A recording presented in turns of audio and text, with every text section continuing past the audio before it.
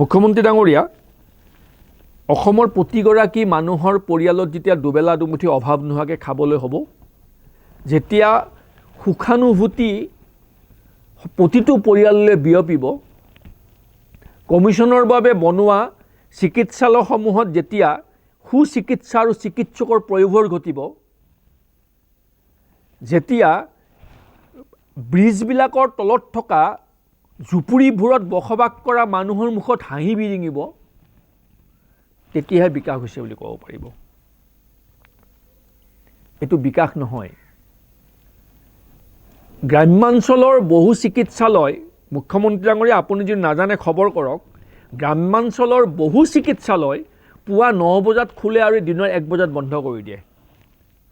Model hospital, বহুত model hospital পুৱা 9টাত খোলে আৰু 1 বজাত বন্ধ কৰি দিয়ে।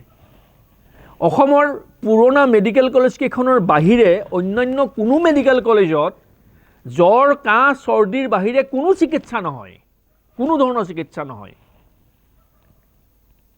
এতিয়াও 3 ঘণ্টা 4 ঘণ্টা মানুহে গাড়ীত এজন ৰোগীক লৈ medical Dibrugarh medical college, Guwahati medical college এইসমূহলৈ যাবলগীয়া হয়।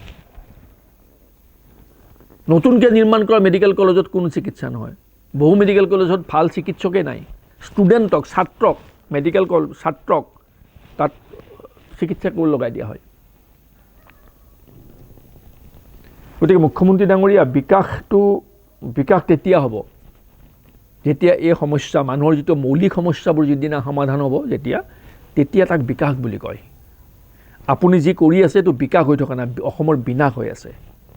এই বিনাশটো বন্ধ কৰক, নহ'লে ভৱিষ্যতৰ প্ৰজন্মই আপোনাক কেতিয়াও ক্ষমা নকৰিব আৰু আমাৰ অসমৰ জাতীয় জীৱনৰ বুৰঞ্জীখনত আপোনাৰ এই কলংকিত অধ্যায় লিপিবদ্ধ হৈ থাকিব।